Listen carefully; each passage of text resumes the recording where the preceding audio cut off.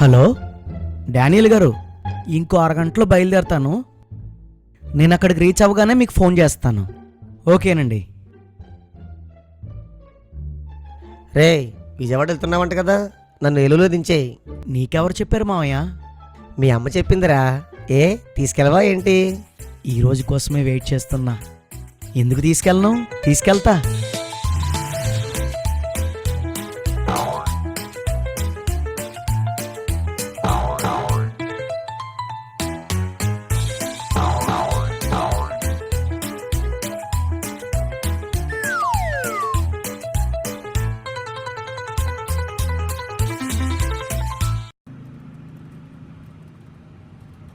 ఏలూరులో పనేంటి మావయ్య? ఏం మాట అడుగుతామనే చూస్తున్నానురా. అది ముందు సంవత్సరం ఒకరు నా దగ్గర జాతకం చూపించుకున్నారు. వారింట్లో ఏదో సమస్యట. నేను వాస్తు కూడా చూస్తాను కదా, వారింట్లో ఏదైనా వాస్తు దోషం ఉందేమోనని రమ్మన్నారు. ఓ, నీకు చాలా క్రేజ్ ఉంది మావయ్య. ఏమనుకున్నావురా మీ మామయ్య అంటే? నువ్వే గుర్తించలేదు నా గొప్పతనాన్ని. ఈరోజు గుర్తిద్దాం అనుకుంటున్నాను మావయ్య. అందుకేరా నీతో రావడానికి ప్లాన్ చేసుకున్నాను. కాకపోతే కొన్ని డౌట్స్ మావయ్య. అవి నీ టాలెంట్ని గుర్తించకుండా ఆపేస్తున్నాయి. అడగరా, మొత్తం నివృత్తి చేస్తాను. అసలు ఈ జాతకాలేంటి మావయ్య? మంచి అంటారు, చెడు అంటారు, ముహూర్తాలు అంటారు. కొంచెం వాటి కోసం చెప్పు. ఈ ముహూర్తాలు జాతకాలు ఒక వ్యక్తి పుట్టినప్పుడు నక్షత్రాలు గ్రహాలు తీరును బట్టి ఆధారపడి ఉంటాయి. సూర్యచంద్రుల రాహుకేతుల పరిభ్రమణాన్ని బట్టి అతని నక్షత్రాన్ని రాశిని గుర్తిస్తాం. వాటి ప్రభావం మనిషి మీద ఉంటుంది. వాటి భ్రమణ పరిభ్రమణాలే మనిషి భవిష్యత్తును నిర్ణయిస్తాయి. అవునా మావయ్య? అవును. ఇక్కడ కారులో జర్నీ చేస్తున్నా నా జీవితం అంతరిక్షంలో ఉన్న గ్రహాల ఆధీనంలో ఉంటుంది. ఇది సైన్స్ కందని అద్భుతం, మా మతాల గొప్పతనం. ఇది సైన్స్ కందని అద్భుతమా కాదా అనేది తర్వాత చూద్దాం, కానీ ఇది మీ మతానికి చెందిందైతే కాదు. సూర్యుడు, చంద్రుడు, రాసులు ఇవన్నీ మా మతానివే. వీటిని మొక్కేది మేమే. మావయ్య, నువ్వు చదువుకున్నావు కదా, చదువుకున్నోళ్ళ మాట్లాడు. ఇలా మాట్లాడుకో. ఆస్ట్రాలజీ క్రీస్తు పూర్వం 3000 ప్రాంతంలో ఇరాన్, ఇరాక్ ప్రాంతాల్లో ఉన్న మెసపటోమియా నాగరికత వారు ప్రారంభించారు. తర్వాత ఈజిప్ట్ వారు, తర్వాత గ్రీక్ వారు దీన్ని పాటించి డెవలప్ చేశారు. గ్రీక్స్ నుండి దీనిని క్రీస్తు పూర్వం 1500 ప్రాంతంలో మన దేశం వారు తెచ్చుకున్నారు. ఇప్పుడు వాళ్ళంతా ఇందులో ఏమీ లేదని వదిలేశారు. మనం మాత్రం ఇది మనదని, ఇందులో అన్నీ ఉన్నాయని పట్టుకుని వేలాడుతున్నాం. సరే, వాళ్ళదే అనుకుందాం. వాళ్ళకి తెలియదు కాబట్టి వదిలేశారు, మేము తెలుసుకున్నాం కాబట్టి పట్టుకున్నాం. అవునా? ముహూర్తంలో నిజంగానే బలం ఉందంటావా? అయితే జాతకాలు నిజమే అంటావు? ముమ్మాటికి నిజమే. ఆహా, అలా అయితే గట్టి ముహూర్తాలు పెట్టి పెళ్ళిళ్ళు చేస్తున్నారు కదా. ఎందుకు కొందరు భార్యాభర్తలు విడిపోతున్నారు? కొందరి జీవితంలో ఎందుకు పెళ్ళైన కొద్ది కాలానికే భర్త చనిపోవడం, భార్య చనిపోవడం జరుగుతుంది? ఎందుకు కొందరికి పిల్లలు పుట్టడం లేదు? అది అది అది వారి జాతకం. జాతకాన్ని ముహూర్తం మార్చలేదన్నప్పుడు ముహూర్తం చూడడం ఎందుకు? మావయ్య, ఈ సంవత్సరంలో ఎన్ని సినిమాలు వచ్చి ఉంటాయి? అమ్మయ్య, టాపిక్ మార్చాడు. ఒక 120 వచ్చి ఉంటాయి. ఎన్ని హిట్ అయి ఉంటాయి? ఒక 15 అయి ఉంటాయి. అంతేనా? అవునరా, ఎందుకో సినిమాలు ఎక్కువ పోతున్నాయి. అన్నీ మంచి ముహూర్తానికే స్టార్ట్ చేస్తారు కదా. ముహూర్తం ఏం చేయలేకపోయిందంటావా? మళ్ళీ ఇక్కడికే వచ్చావా? అంటే మరి ప్రారంభించిన ఇల్లు, చేసుకున్న పెళ్ళి, మొదలెట్టిన వ్యాపారం, ఇలా దేనిపైన ముహూర్తం ఏ ప్రభావం చూపించదు అని నేనంటే నువ్వేమంటావు మావయ్య? తప్పు. ఈరోజు బాగున్న కుటుంబాలకు వ్యాపారాలకు కారణం ముహూర్తాలే. అయితే బాగోని కుటుంబాలకు వ్యాపారాలకి కూడా కారణం ముహూర్తాలే. ముహూర్తం పెట్టేవారు నష్టపరిహారం ఇస్తారా? వీటితో బయలుదేరేనేంటి? మావయ్య, ప్రపంచంలో 90% మంది అసలు ముహూర్తాలే చూడరు. అయినా వాళ్ళు సక్సెస్ అవుతున్నారు. వారు మనకంటే అన్ని విషయాల్లో ముందున్నారు. ఎందుకంటావు? నేను చెప్పనా? ముహూర్తం కంటే జాతకం గొప్పది కాబట్టి డామినేట్ చేసేసి ఉంటుంది.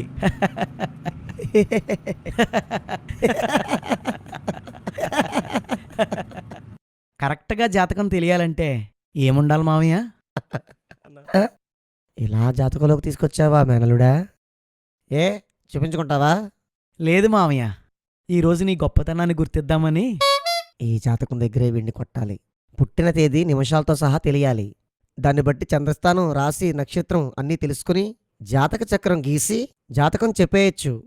మావయ్య టైం ఎంత అయింది? 11 గంటల 16 నిమిషాలు. ఆహా, నా ఫోన్లో ఉన్న టైం 11:17 నిమిషాలు అయ్యింది. కారు డాష్బోర్డు మీద ఉన్న టైం 11:15 నిమిషాలు అయ్యింది.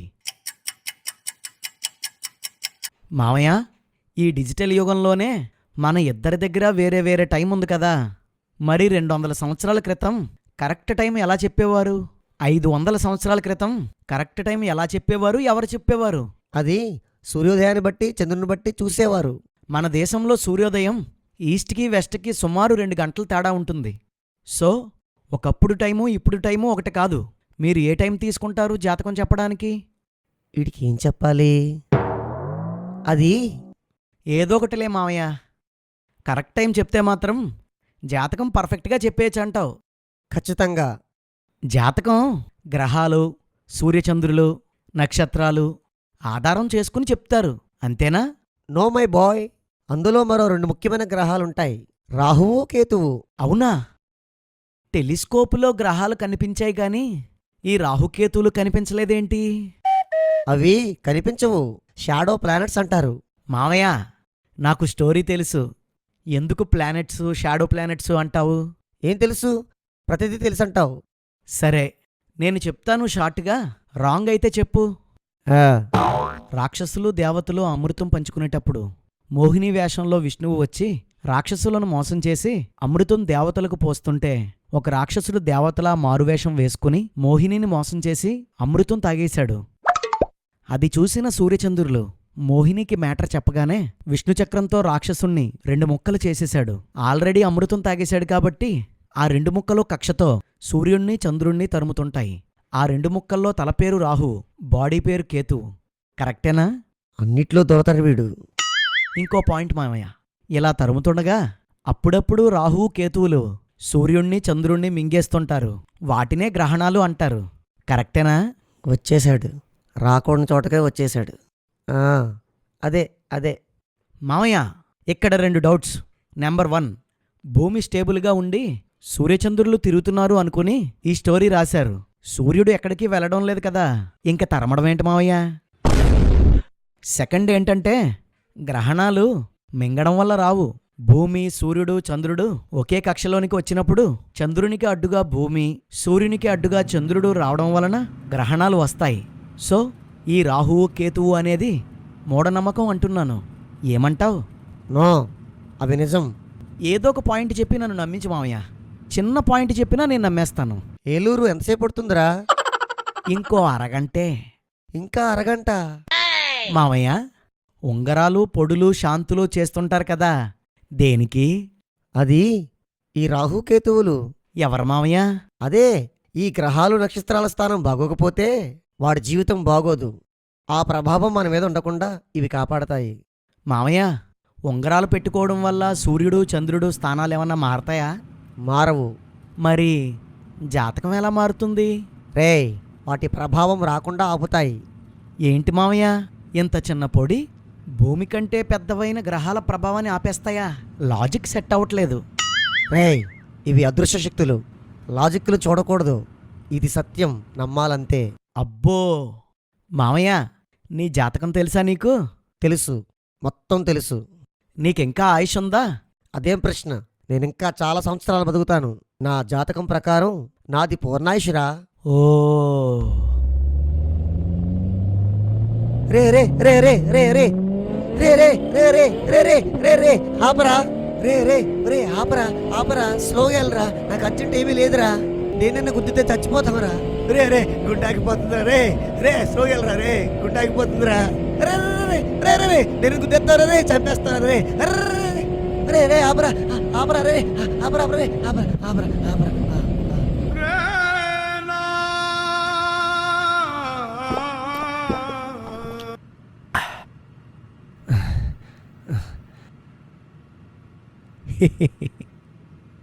మావయ్య నోరుమోయరా. సారీ మావయ్య. సర్లే చెప్పు. నీకింకా ఆయుష్ ఉంది కదా మావయ్య? ఎందుకు చచ్చిపోతానని భయపడ్డావు? జాతకం మీద నమ్మకం లేదా? నాకు నమ్మకం ఉంది, మేము నమ్ముతాం. మీ క్రైస్తవులే నమ్మరు, ఈ దేశంలోనే ఉంటారు. మా ధర్మాన్ని నమ్మరు, మా సెంటిమెంట్స్ నమ్మరు. మామయ్య ప్రశాంతంగా ఉండు. చెప్పి చావు. మామయ్య ఒకడు ఇంకొకడిని పొడిచి చంపేశాడు అనుకో, పోలీసులు తీసుకెళ్తుంటే నువ్వు వెళ్ళి వీడి జాతకం బాగోలేదండి అందుకే ఇలా చేశాడు వదిలేయండి అంటే వదిలేస్తారా? వదలరు. అంటే పోలీస్ వ్యవస్థ జాతకాన్ని నమ్మదు, చేసిన మనిషినే చూస్తుంది, అంతేనా? వీడెక్కడ దొరికాడు రా బాబు? కోర్టులో లాయర్ రాహువు వక్రంగా చూడడం వలన నా క్లయింట్ తప్పు చేశాడు, వెళ్ళి ఆ రాహువుని జైల్లో పెట్టండి అంటే జడ్జి నమ్ముతారా? బ్యాంక్సు, స్కూల్సు, పోలీసు, లాయర్సు, సైంటిస్టులు, న్యూస్ మీడియా ఇలా ప్రతి సెక్టర్ జాతకాన్ని నమ్మదు. జాతకాన్ని బట్టి ర్యాంకులు ఇవ్వరు, జాతకాన్ని బట్టి ఉద్యోగాలు ఇవ్వరు, జాతకాన్ని బట్టి తీర్పులు తీర్చరు. మన దేశంలో ఉన్న హిందువుల్లో 80% అసలు జాతకాన్ని చూపించుకోరు, క్రైస్తవులు మాత్రమే నమ్మరు అంటావేంటి మావయ్య? మావయ్య ఇప్పుడు ఒరే, ఎక్కడన్నా టీ కోసం ఆపు. టీ తాగే వరకు ఏం మాట్లాడకరా, తలనొప్పి వస్తుంది. సరే అయితే.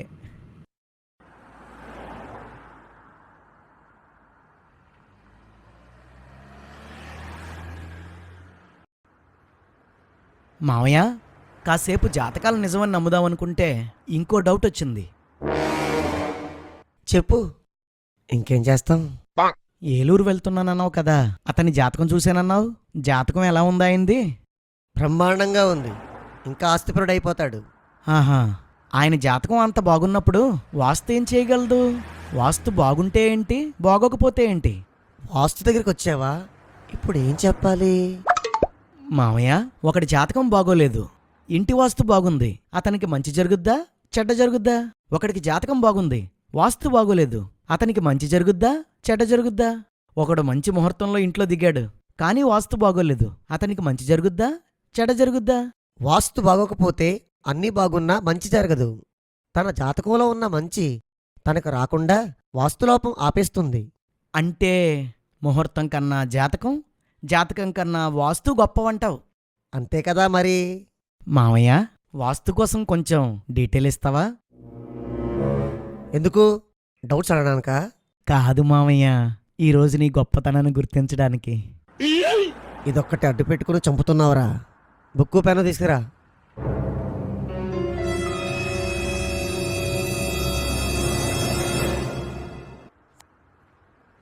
మత్స్య పురాణంలో వాస్తు పురుషుని కోసం రాయబడి ఉంది. శివుడు అంధకాసురుడు అనే తన కొడుకుతో యుద్ధం చేస్తుండగా చెమట వస్తుంది. ఆ చెమట నుండి అసురుడు పుడతాడు. అంటే శివుడికి అంధకాసురుడు అంటే ఒక రాక్షసుడు కొడుకు, ఆ రాక్షసుడిని చంపుతుండగా శివుడి నుండి ఇంకో రాక్షసుడు పుట్టాడు, అంతేనా? అంతే. ముందు విను. ఆ రాక్షసుడు వేగంగా పెరిగిపోతాడు. ఇతనికి చావు లేదు. ఈ రాక్షసుడు దేవతలందరికీ ప్రమాదకరంగా తయారయ్యాడు. అందుకని భూమి మీదకు తోసేసి అతన్ని తిరిగి లేవకుండా 45 మంది దేవతలు అతని మీద కూర్చొని అతడు తిరిగి లేవకుండా అణిచివేస్తున్నారు. అందులో ప్రధానమైన వారు 4 దిక్కులకు అధిపతులు, 4 మూలలకు అధిపతులు. వీరినే అష్టదిక్పాలకులు అంటారు. ఈ అష్టదిక్పాలకుల్ని తృప్తిపరుస్తూ ఇల్లు కట్టుకుంటే వాస్తుపురుషుడు శాంతించి ఆ ఇంట్లో వారికి దీవెనిస్తాడు. దిక్పాలకుల్ని సంతృప్తిపరచడం అంటే ఆగ్నేయంలో అగ్ని, ఈశాన్యంలో నీరు, నైరుతిలో ఎత్తు, వాయువ్యంలో గాలి, ఇలా ఆ దిక్కు అధిపతికి సంబంధించినది అక్కడ ఉండాలి. లేకపోతే వాస్తుపురుషుడు ఆ ఇంటివారికి బాధలు శ్రమలు కలగజేస్తాడు, అంతేనా? అవును. వాస్తు గురించి వింటుంటే భయమేస్తుంది మామయ్య. వాస్తంటే ఏంటనుకున్నావు మరి? మామయ్య పూర్వం భూమి స్క్వేర్గా ఉంది అనుకుని ఈ స్టోరీ రాశారు, కానీ భూమి ఇలా లేదు, ఇలా ఉంది. ఈ గుండ్రని భూమిపైన వాస్తుపురుషుణ్ణి ఎలా వేయగలరు? ఎలా దేవతలు నొక్కి ఉంచారు? మామయ్య స్క్వేర్గా ఉన్నదానికి దిక్కులు మూలలు ఉంటాయి, గుండ్రంగా ఉన్నదానికి దిక్కులుంటాయి కానీ మూలలు ఉంటాయా? మూలలు లేని దానికి వాస్తు ఉంటుందా? అంటే ఈ భూమికే వాస్తు లేదు. మావయ్య, బస్సుకు వాస్తు చూడొచ్చా? అదేం పిచ్చి ప్రశ్న, చూడకూడదు. ఏ? ఏంటి, ఒకటి స్థిరంగా ఉంటే దాని దిక్కులు మూలాలు ఆధారంగా వాస్తు చూస్తాం. బస్సు వెళ్తుండగా దిక్కులు మారిపోతాయి, ఫేసింగ్ మారిపోతూ ఉంటుంది. ఎలా చెప్తాం? మరి బిల్డింగ్కి ఎలా చెప్తారు? అది కూడా దిక్కులు మార్చుకుంటుంది కదా. ఎలా? సూర్యుడు తిరుగుతున్నాడు, భూమి బలపరుపుగా ఉండి స్టేబుల్గా ఉంది అనుకుంటేనే వాస్తు నమ్మాలి. కానీ సూర్యుడు స్టేబుల్గా ఉన్నాడు, భూమి రొటేట్ అవుతుంది. ఈ భూమిపైన ఉన్న బిల్డింగ్ కూడా ఒక రోజులో 4 దిక్కులు మార్చుకుంటుంది. ఉదయం సూర్యుడు ఉన్న వైపు బిల్డింగ్ ఉంది అనుకుందాం. అది తూర్పు, మధ్యాహ్నానికి ఉత్తరం, తర్వాత పడమర దిక్కు, తర్వాత ఉత్తరం దిక్కు. ఇలా మారిపోతుంది. ఇంకా ఇంటికి వాస్తేంటి? గుండ్రని దానికి వాస్తుండదు, కదిలేదానికి వాస్తుండదు, తిరిగేదానికి వాస్తుండదు. ఈ 3 లక్షణాలు ఉన్న భూమికి మాత్రం వాస్తు చెప్తున్నారు. ఎలా మావయ్య? ప్రపంచంలో ఎన్నో దేశాలు వాస్తుని నమ్మవు. వాళ్ళు మనకంటే అన్ని విషయాల్లో ముందున్నారు. ఎందుకని?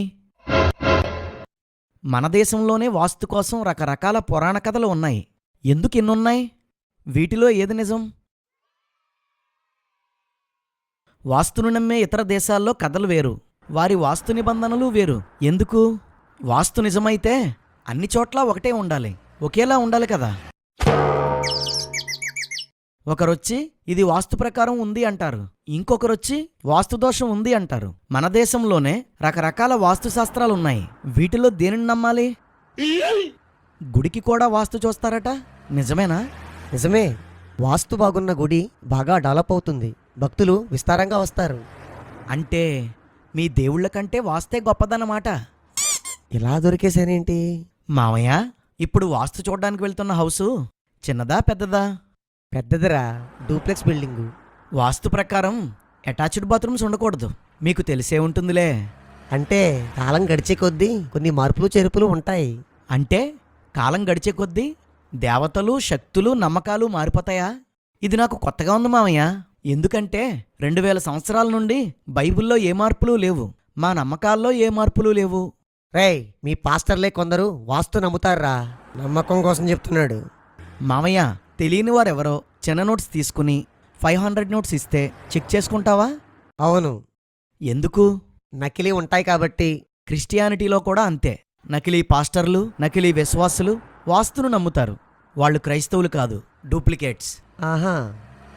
మావయ్య, కరెక్ట్ వాస్తు ప్రకారం చూస్తే ప్రెజెంట్ ఉన్న బిల్డింగ్స్ అన్నీ ఎంతో కొంత వాస్తుకు వ్యతిరేకంగానే ఉంటాయంట కదా, నిజమేనా?